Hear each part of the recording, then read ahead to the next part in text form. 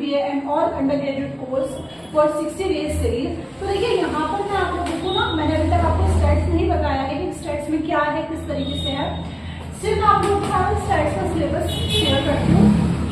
इसके बाद से हम अपनी 1 नवंबर से 15 डेज के अंदर हम अपना बिजनेस स्टैट्स कंप्लीट करेंगे, जो कि पार्ट है अपनी सीरीज का।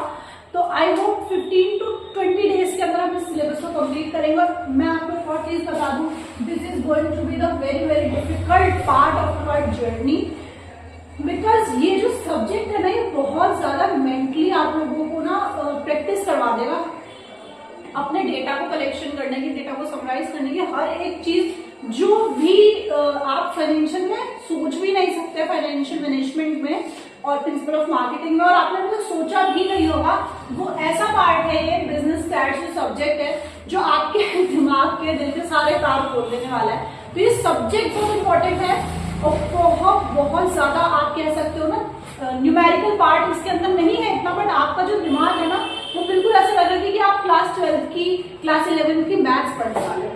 तो चलिए आपसे देखते हैं पहले अपना सिलेबस। अगर आपको हैंड राइटिंग में कुछ समझने में प्रॉब्लम है, I am going to speak all of the words, तो आप वहां से भी कैच कर सकते हो। और आपको कोई प्रॉब्लम हो तो आप कमेंट में से पूछ भी सकते हो, ठीक है।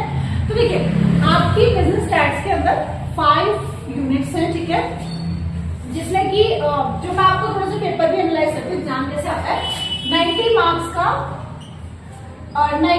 आपका एग्जाम होता है, ठीक है, और 5 क्वेश्चन आते हैं ओवरऑल, और एक क्वेश्चन आप मतलब कैलकुलेट कर सकते हैं कि हर एक जो क्वेश्चन है आपका, क्वेश्चन में पार्ट्स होते हैं, तो हर एक क्वेश्चन आपका 18 मार्क्स का होता है, ठीक है। ये तो जस्ट मैंने आपको कैलकुलेशन बताई है कि आपको हर एक यूनिट को आप ये समझ सकते हैं, इससे आप ये कैलकुलेशन लगा सकते हैं, हर एक यूनिट को आपको 18 मार्क्स के लिए पढ़ना है, ठीक है। इतना मैंने आपको छोटा सा वो दे दिया एक स्मार्ट स्टडी के लिए, राइट। लेकिन पढ़ना तो आपको सब कुछ है, चीजों का आपको सब कुछ समझ है विदाउट, क्योंकि अगर आप ये समझ जाएंगे कि अगर आपने यूनिट 1 नहीं किया, यूनिट 3 या मतलब इसके जो तार है ना आपस में जुड़े हुए हैं, तो आपको हर एक चीज पढ़नी है, समझनी है, ठीक है।